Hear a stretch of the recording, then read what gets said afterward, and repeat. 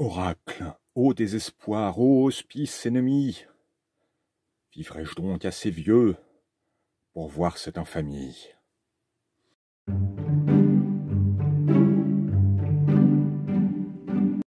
Connaître le futur, nombreux sont ceux qui l'ont rêvé, et presque aussi nombreux sont ceux qui ont prétendu en être capables.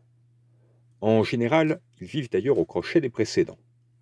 Alors, ce qui nous intéresse, ce n'est pas aujourd'hui les ministres qui annoncent un truc pour se faire désavouer 2 heures plus tard, ni les experts de la télé dont les prédictions sont battues en brèche aussi sec, mais les prophètes, les vrais, et leurs prophéties, vraies ou fausses. Alors, juste un petit truc pour briller en société, parler de prophète est déjà un glissement de langage.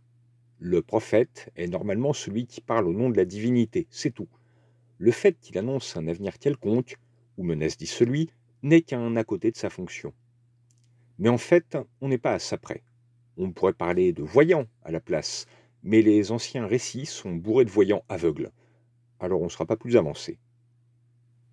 Bref, il ne sera pas question ici de parler de la validité ou pas de prédictions historiques. Ce qui nous intéresse, c'est comment ça marche et de comment l'employer dans une histoire.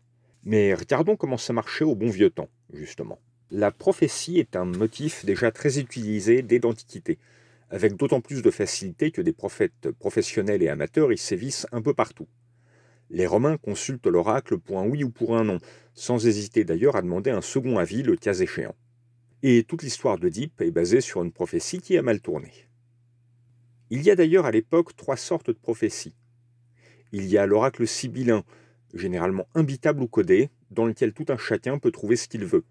La vitalité du secteur décryptage de Nostradamus, dans l'édition contemporaine, montre la plasticité et la puissance d'une prophétie bien tournée. Une prophétie délibérément codée en symboles intelligibles seulement par l'initié existe aussi. Un exemple fameux est l'Apocalypse de Saint Jean. On trouve ensuite la prophétie ouverte, qui suppose un choix de la part du receveur. C'est par exemple celui qui concerne Achille ou Courlane, avec la possibilité de mourir jeune et glorieux, ou vieux et anonyme. Qu'on parle encore de ces 2 brutasses de compétition des millénaires après, indique d'ailleurs quelle fut leur décision. La prophétie fermée, qui contraint tout le reste du récit, est notre 3e exemple. Là, c'est Œdipe qui l'accomplit quand tout le monde a mis les moyens pour l'en empêcher, l'enfermant toujours plus dans ce que Cocteau qualifiait à juste titre de machine infernale. Dramatiquement, la prophétie fermée permet de tirer tout le sel de la tragédie au sens le plus noble. L'arrêté du destin est irrévocable et nul ne peut lui échapper. Elle permet aussi pour un auteur de mettre directement en place une histoire d'élu, au point que ça devienne vite une paresse scénaristique. Comme plein de baguettes magiques d'écriture, elle n'est intéressante qu'à condition de pourrir le truc. Parce que dramatiquement, d'après la prophétie, celui-ci est élu. Mais non, je ne veux pas, mais je m'en prends plein la tête, et finalement je sauve le monde. C'est quand même d'un ennui mortel.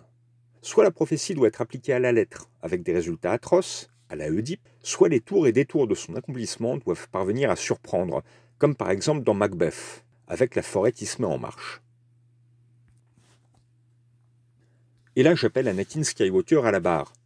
Dans Star Wars, il est annoncé comme une sorte d'élu de la prophétie, mais il se comporte en tout à l'inverse de ce qui était attendu, dézinguant tous ceux qui comptaient sur lui après avoir piétiné leurs valeurs. Ce n'est qu'une fois le massacre perpétué et une fois devenu un monstre iconique qu'il redresse enfin la barre au dernier moment et se sacrifie pour permettre un rééquilibrage en forme de remise à zéro. Notons que l'idée se retrouve déjà dès l'épopée de Gilgamesh.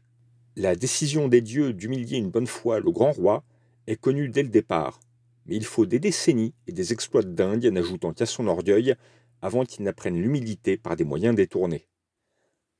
Autre exemple, le cycle de Dune, dans lequel la prophétie faisant de Paul le messie des Fremen est fausse. C'est un dispositif de sécurité délibérément implanté dans leur culture, permettant à des fugitifs d'être accueillis en sauveurs en cas de besoin.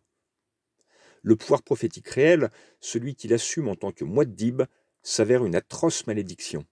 Il voit à l'avance des choses qu'il ne pourra pas empêcher et qui finissent par faire de lui un monstre. Et son fils, doté de la même vision du futur, choisit délibérément de devenir un monstre à son tour pour pouvoir modifier le cours de l'avenir. La psychohistoire de Harry Seldon dans Fondation est carrément l'exemple type de prophétie, d'un genre particulier certes, qui déraille à plein tube. La logique du grain de sable a toujours été une des plus fructueuses en termes créatifs. Bref, c'est comme tout, ce n'est pas le principe de la prophétie qui est mauvais, c'est de s'en servir comme d'une béquille pour soutenir une histoire convenue. Et elle a vite fait de polluer le récit. Une prophétie qui ne se réalise pas, dans un univers de fantaisie, demande explication, sinon le lecteur y voit une faiblesse. Et si elle se réalise sans surprise, le récit ne sera pas mémorable.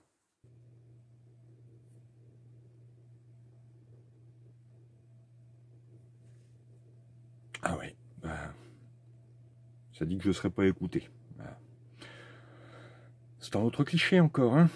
Allez, bonne soirée.